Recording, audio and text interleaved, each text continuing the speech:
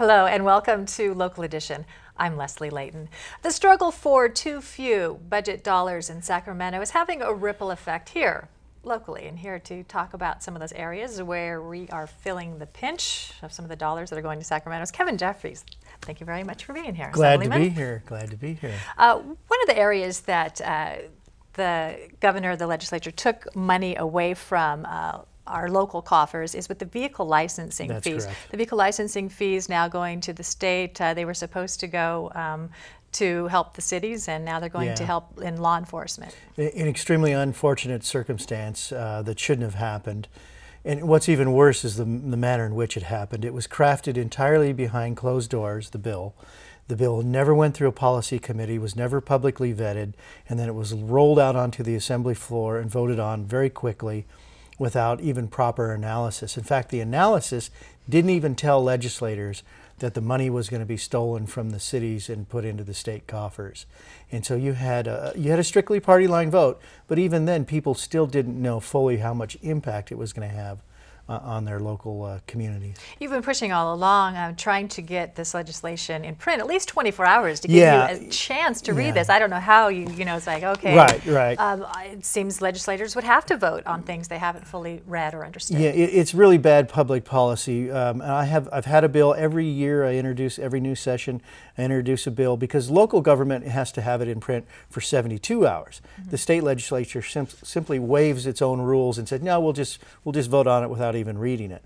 I've had a bill in that says it's got to be in print for 24 hours. We can't even get a committee hearing to have that bill debated.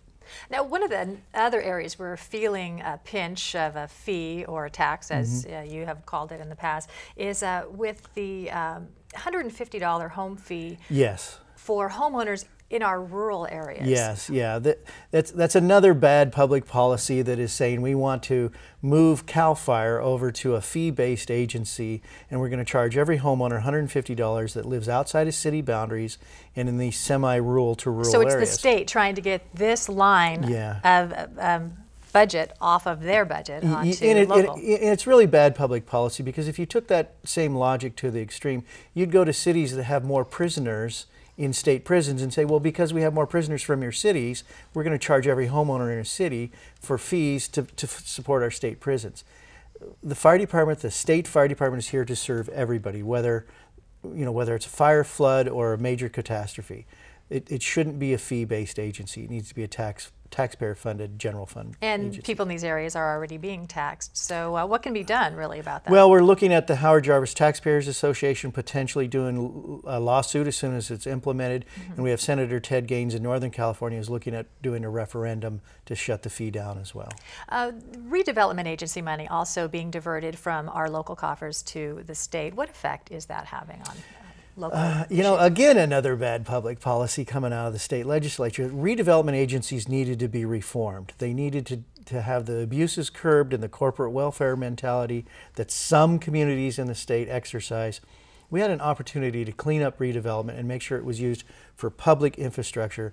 Instead, the governor and the legislature decided that they wanted to take $1.7 billion away out of the local economy and drop it into the black hole of the state budget, which is not going to produce any new jobs, any new projects.